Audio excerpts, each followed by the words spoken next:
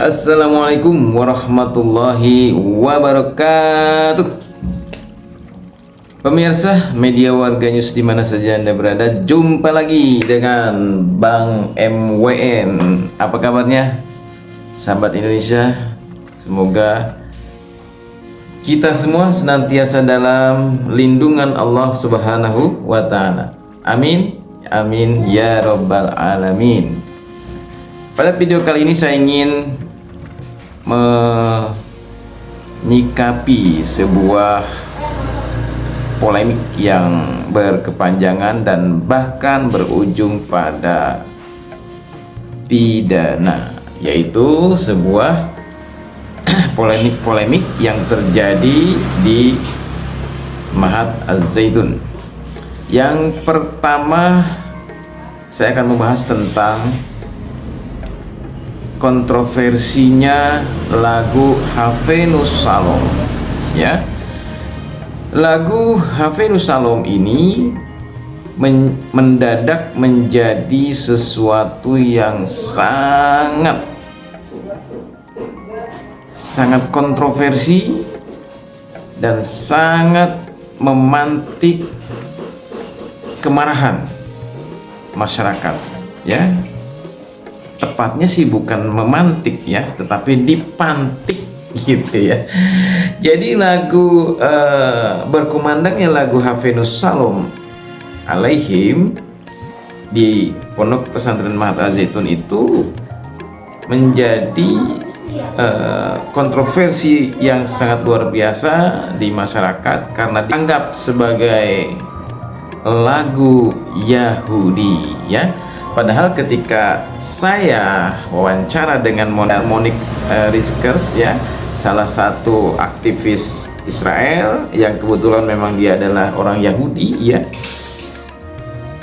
menurutnya lagu Hafenus Shalom yang dilakukan atau dinyanyikan di Mahat Az-Zaitun itu bukan lagu rohani, ya, tapi itu adalah lagu yang biasa dinyanyikan oleh orang Yahudi. Memang lagu Yahudi betul artinya, tetapi itu bukan agama, ya. Bukan artinya ketika seseorang menyanyikan lagu tersebut bukan berarti seseorang itu sedang melakukan ibadah ala Yahudi. Tuh, seperti itu, ya. Dan setelah dicek juga ternyata lagu Hafenus Shalom ini bukan hanya dinyanyikan oleh Abdul Salam Panji Gumilang bersama para santrinya dalam rangka belajar bahasa Ibrani, ya.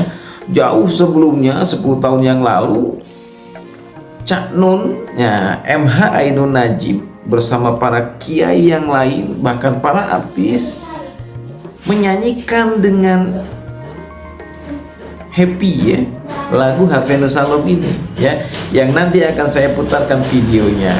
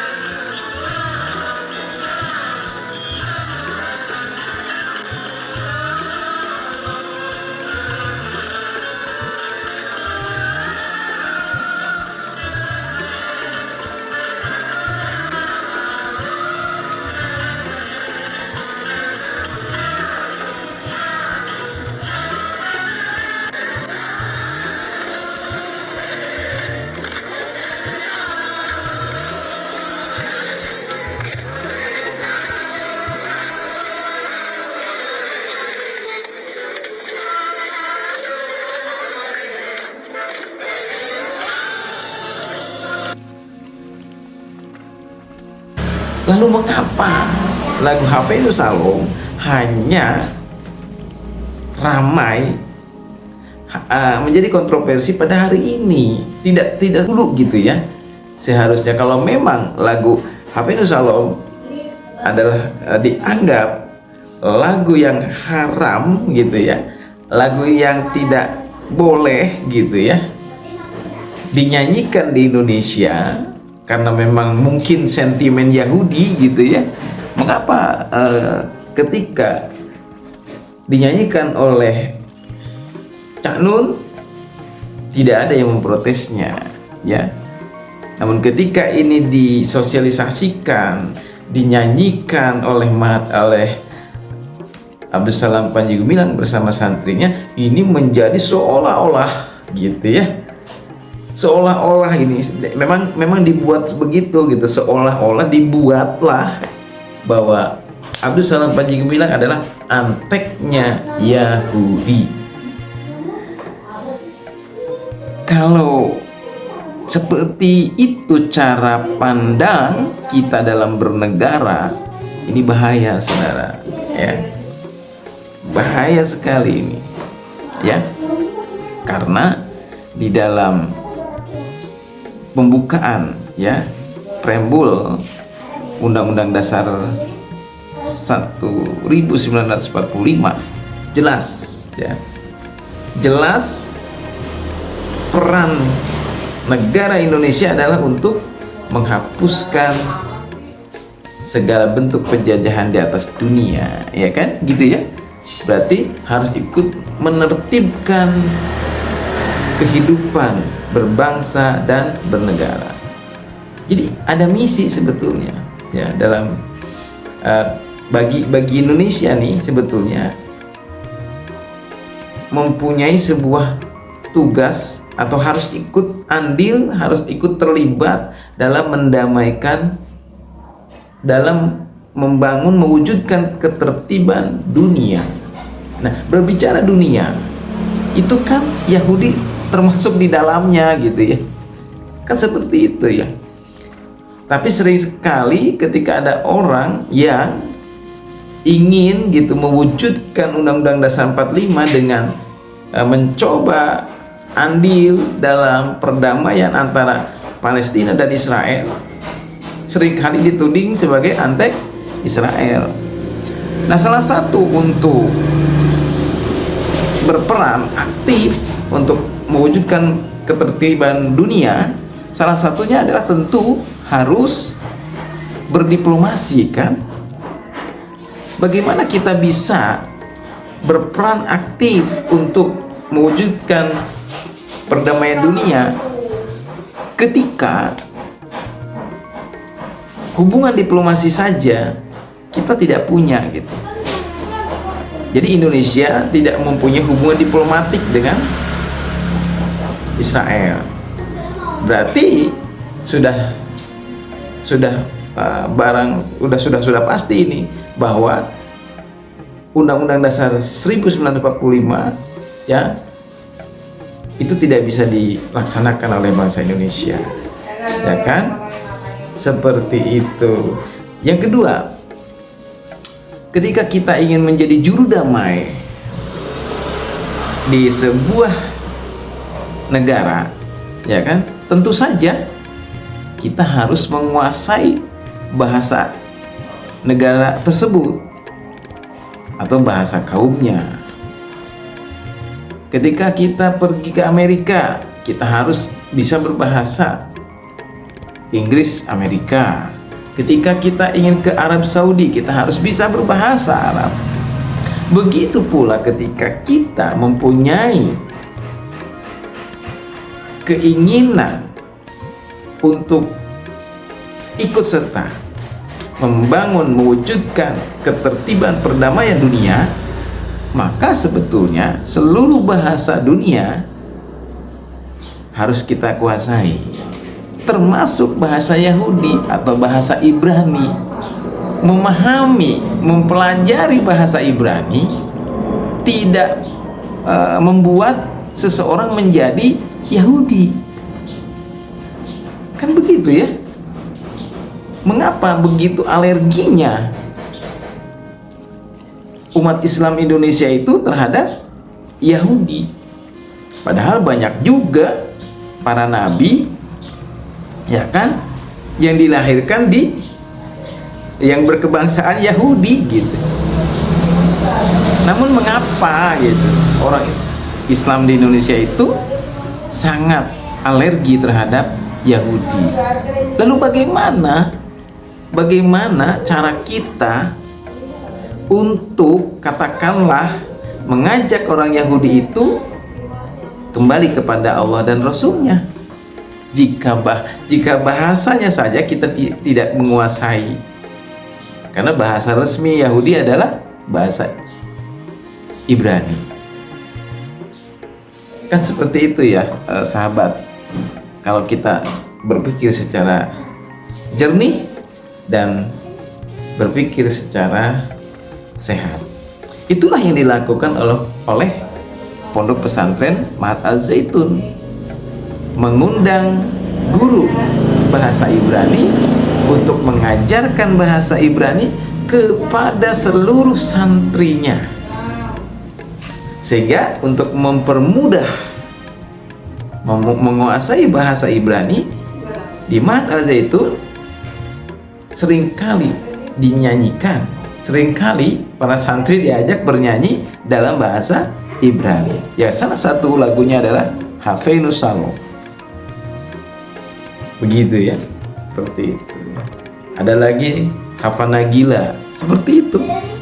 Jadi itu dalam rangka mempelajari bahasa Ibrani tadi. Demikian sahabat, mudah-mudahan apa yang saya jelaskan ini bisa mencerahkan kita semua ya, sehingga kita tidak menjadi orang-orang ya, kita tidak menjadi umat Islam yang bersumbu pendek gitu ya, yang mudah sekali terbakar emosinya gitu.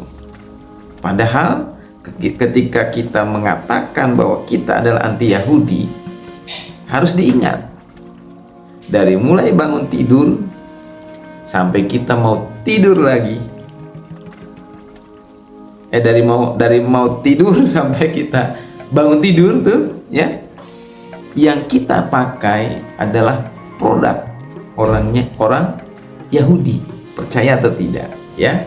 Contoh, kalau mau tidur kita gosok gigi, cuci muka ya, yang dipakai adalah produk-produk dari Unilever. Bukankah itu buatan orang Yahudi? Bangun tidur juga begitu ya, kita sampoan, kita mandi ya, kita bergosok gigi, betul tidak ya? Yang kita gunakan adalah produk Yahudi. Bahkan kita menggunakan Google, menggunakan YouTube juga merupakan produk dari Yahudi. Apa yang salah dengan Yahudi? Ya kan? Mereka membuat sesuatu yang luar biasa untuk kehidupan manusia, dan kita menggunakannya dengan happy, dengan mempermudah kegiatan kita.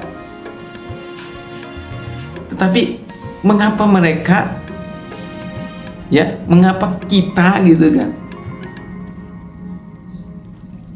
menghakimi mereka atau membenci mereka sebenci-bencinya?